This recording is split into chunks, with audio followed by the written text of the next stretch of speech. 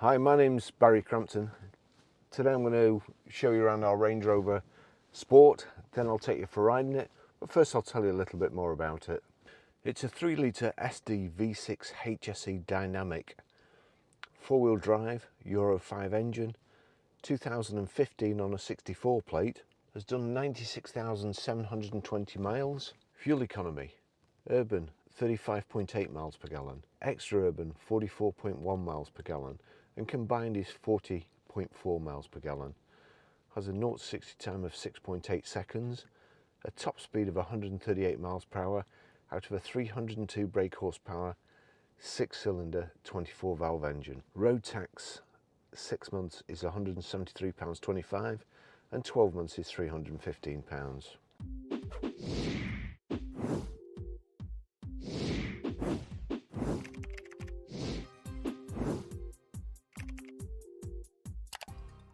So going around the car, we've got high pressure headlamp wash, got front parking sensors, the piano black alloy wheels, got the full length panoramic roof here, and this is the electric tilt and slide. It's a two-piece instead of just the one single glass panel.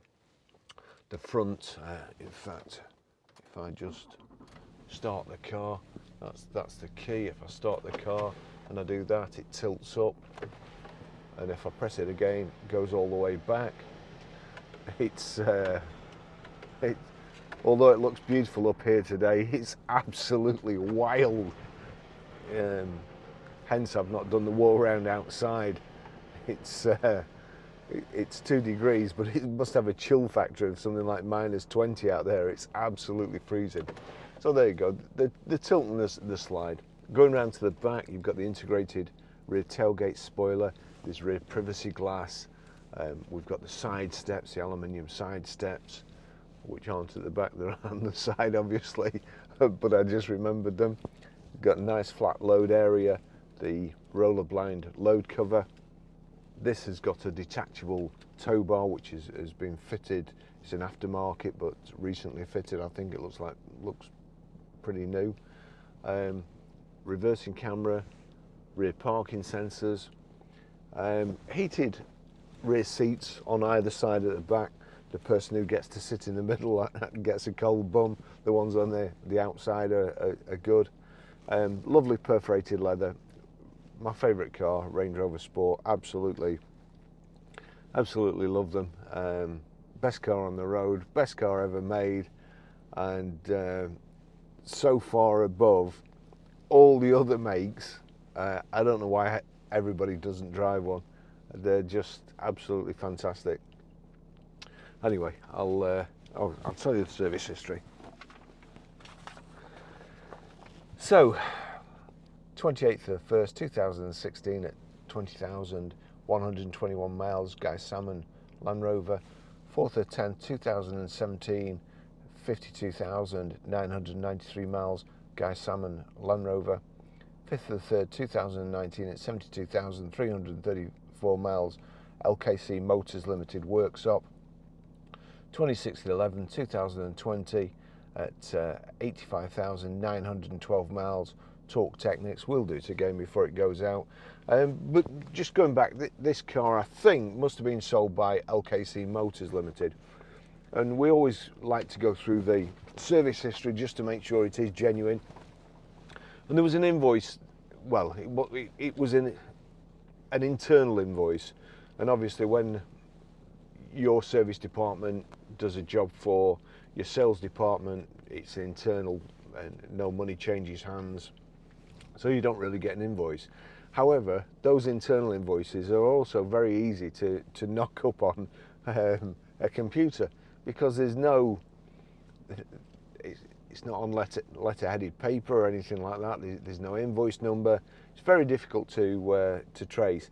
Anyhow, that was in the service pack. So yesterday, in order to verify the mileage and so on and the service history, we did a little bit of detective work. The MOT was done at LKC Motors as well, and I rang the service department, told them the registration number.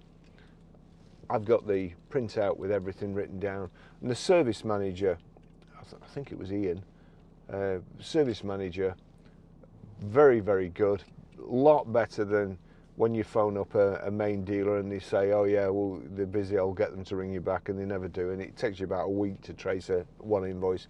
This chap, straight to it, yep, we did this, this, this and this, and so what I've done, I've written the service department, the telephone number down, and left it in the service pack, so anybody in future can trace that, and it doesn't disappear off the face of the earth like it would normally do. So that's it. And I've got to be honest. When I spoke to him, I'd take my car there for a service. I really would. And when I spoke to the sales department, he said we go right through them, and we try to do that. It's the best way. You don't want any aggravation. We try and do everything. And we don't always succeed, but I can tell you we do try. So anyway, I'll take you for a ride. We'll put that there for the time being. So we've got electric memory seats. Let's just try.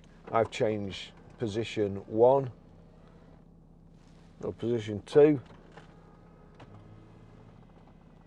And there you go. You'll see this electric steering wheel. The steering wheel moves with the settings as well, and so do the door mirrors. So 3 drivers.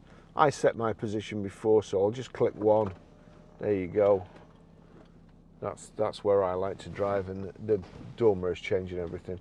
Got power folding door mirrors. And let's get going.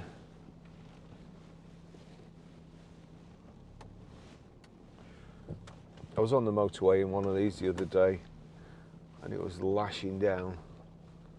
And honestly, you couldn't see the cars in front. They were in so much spray. And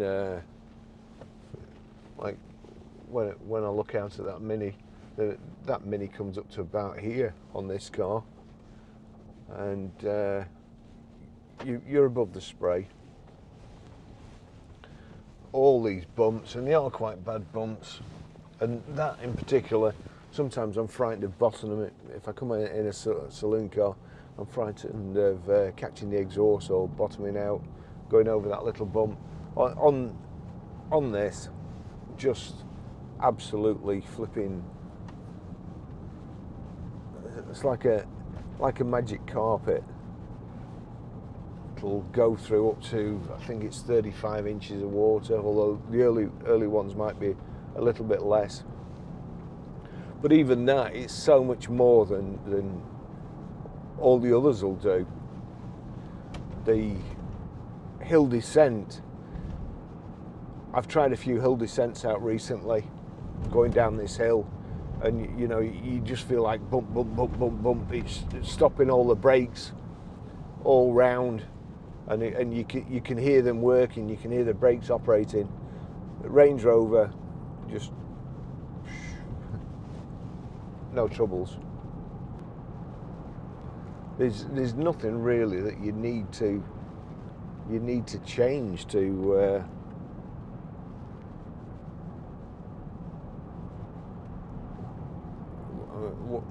why would you? They're just perfect.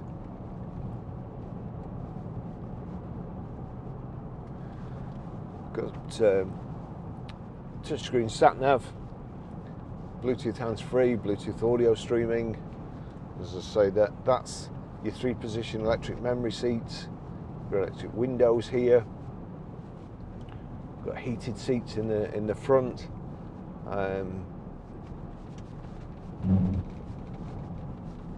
In order to operate the heated seats, you have to click that button there, and then like so. The earlier Range Rovers, the heated seats on them are just unbelievable. It's like, sometimes it's like sitting on lava. Not that I've ever sat on lava, but there you go. They do get very, very hot. If you can sit on position 3 in here, there's something wrong with you. We've also got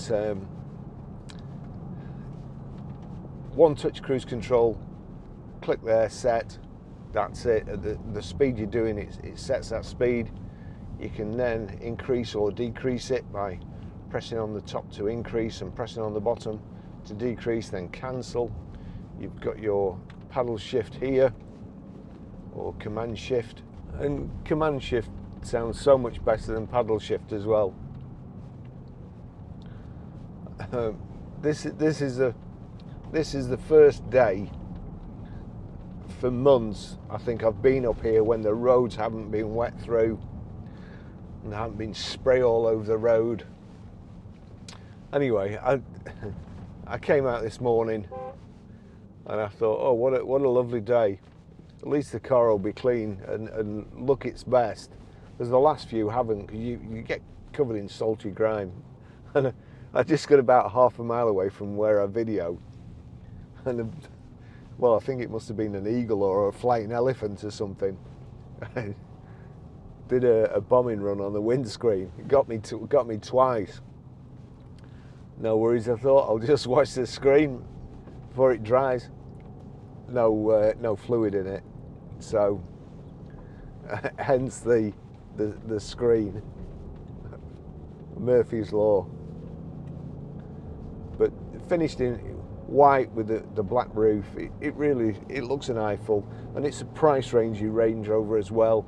If you don't do a lot of miles, especially, you want it for a weekend car, a towing vehicle, you know, caravans and so on. You just don't know you're moving. I've got a couple of towing stories, and but my towing stories aren't as good as these Ukrainian farmers. But if we ever get invaded and you need to tow a Russian tank away, then this is the vehicle. I used to work at a Vauxhall garage. Well, it was an Opel garage really. We were Opel, and then we got Vauxhall thrust upon us, and we got a call as a breakdown, and we said we'd go out to it. Anyway, I went out, and I was in a 3-litre Opel Monza, and we couldn't fix the car on the spot. I took a mechanic with me, and there was the owner of the car was an extremely pretty young lady, and she sat in my car, and I was towing the mechanic, and anyway we got talking, and I forgot all about our mechanic on a 3-litre engine. I forgot all about the mechanic in the car behind, and there was a space to overtake, and I just put my foot down to overtake, and then I looked in the mirror, and all I could see was our mechanic, like two massive eyes. But that's what towing a caravan's like in one of these, or towing anything's like in one of these. It's just it's kind of effortless, and you're going up the motorway sometimes when it's windy, and you see the people towing the caravans, and they're like that. Got a tank slapper on, and then you see a Range Rover, and it's just going. God, I love these cars. You know, I mean, you can just see over everything, see everything that's coming. Any cars that are coming around there where you normally wouldn't be able to see, they're a joy to drive. Oh, we've got power open, power closed tailgate. This one hasn't got the stupid gesture control, which is the bane of my life at the moment. Every time I walk past my Range Rover, the tailgate flips up, which is an insane idea.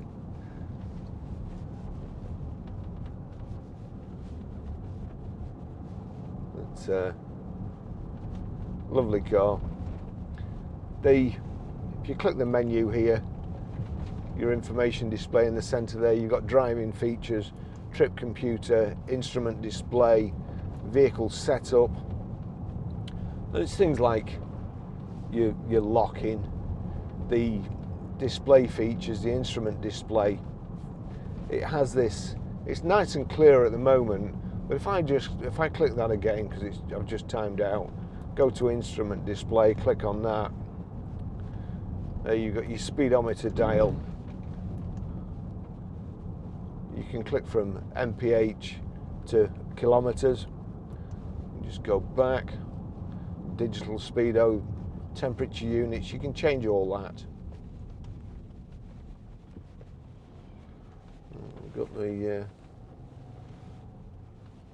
workers convoy here. Just go back.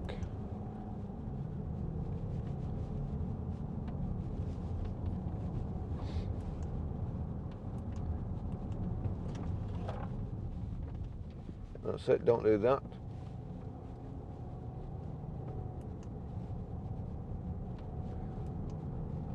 So you go to display settings, and then go on to display, you've got off-road information and torch effect. And you click on torch effect, and then it kind of dulls the instrumentation. You think your LED dashboard's gone on the fritz. That's another one I don't understand, so I'm going to knock that off. I don't know who thinks of these things. Got a motorbike behind us. Looks like a fairly big one. Actually, it looks a bit like Dennis Hopper in Easy Rider. Gonna let him go by.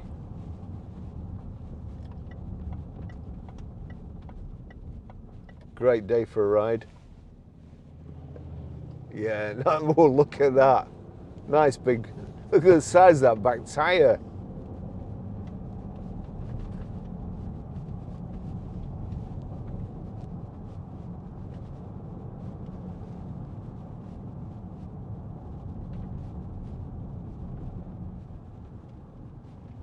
That's awesome.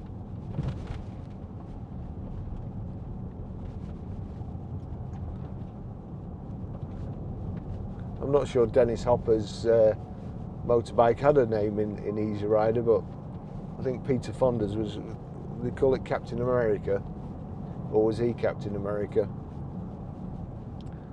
Anyway, back to the vehicle that we're in. So the lovely electric sunroof. Nice looking outside. As I say, it's a price rangey vehicle, although, you know, obviously a lot of money to most people. But the road tax isn't that bad. There's snow here. Fuel economy, I think, is brilliant. I really do. Those figures I gave to you before, those are the kind of the government figures, and you're not going to get them. But even so, the actual figures that you do get, for the size of the car and the safety, knowing your family's going to be safe,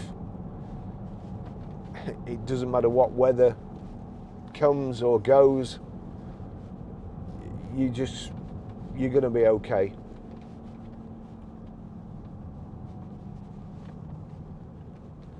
And life's a compromise.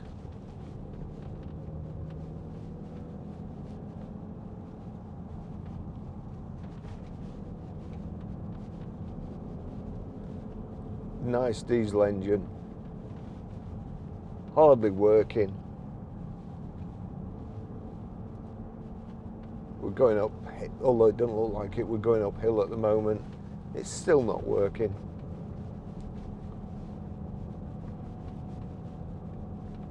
Not much more than tick over.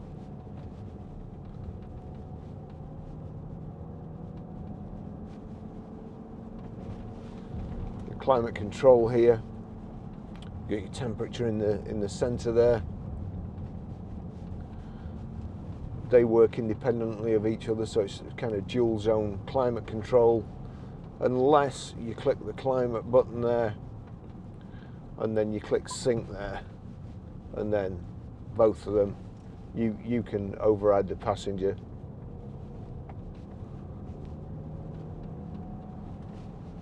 So that's, as well as command shift, you've got command aircon as well. Here we go. We'll do the now somebody's told me how to do it properly. Click hill descent there. You've got hill descent on. Then you've got a green quadrant at the bottom there. If I set off, if I just let my foot off the brake, we're going down the hill, like it's just holding the speed, and then I can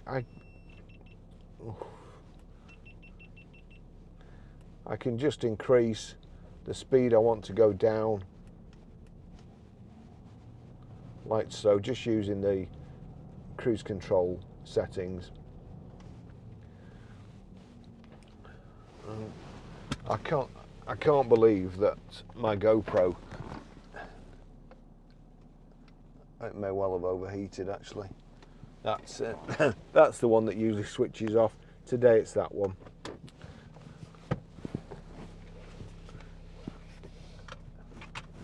It's just, let's just knock the hill descent off, and then we'll go for, as I say, the more electric gadgets I get, the more I like diesel engines. I really can't think of yesterday, Sunday, it was my weekend off on Sunday, and I have two drones. I was going to bring them today, but it's too windy, to be honest. But the two drones, and they both needed updates. And not only did my drones need updates, but I bought a special smart controller for them as well. That needed an update. And I'm not kidding, to update my two drones and my smart controller, it took 2 hours of my Sunday. And these GoPros, every so often I'll switch them on, and it'll say update required. You know, when was the last time you had to update your diesel engine? And I've heard stories of Teslas, people getting, and they're doing an update and they can't get out of the car because it's having an update. I can't think of anything worse, because again, going back to Murphy's Law, you can guarantee that when you actually need to, when the Russians are coming and you need to get out of Dodge quick, you jump in your car, switch it on, it'll either need charging or there'll be an update, and you'll be sat there with like shells flying over you trying to update your Tesla. Well, everybody, it could be Darwin's theory.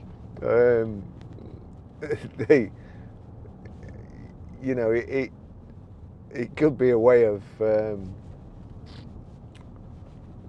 No, I'm not going to say that because I'll get a load of grief. But if ever there's a, well, let's say a zombie invasion or something, people in Range Rovers will survive.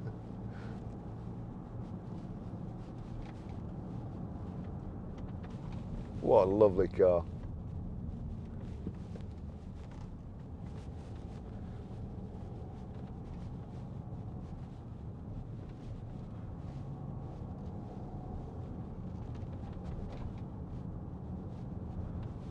I didn't see him there.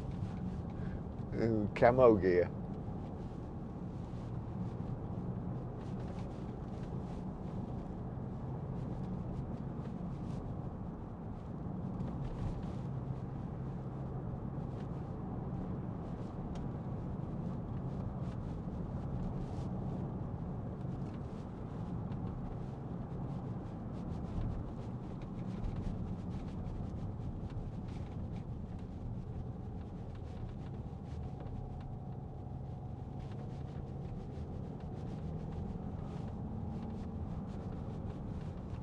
So as I say, we'll service it again before it goes out.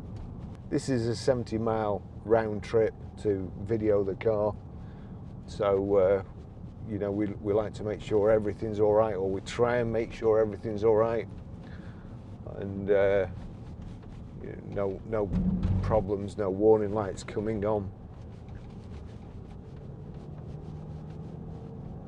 I can't hear any noises because I'm terrible for hearing noises. And just make sure they drive okay, and nothing to warn the workshop of or ask them to look for. Lovely bike there. Harley, was it? Would that be a Harley V-Rod?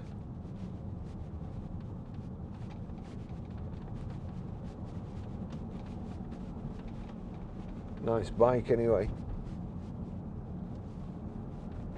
I should get one.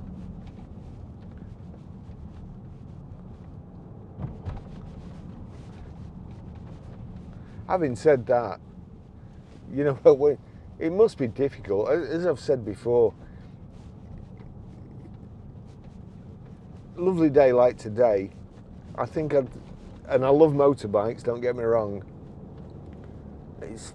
it's far nicer being in a Range Rover, being able to control your environment and your temperature and your heated seats, and just stop and sit down and recline your seat, pull up in a lay-by, enjoy it.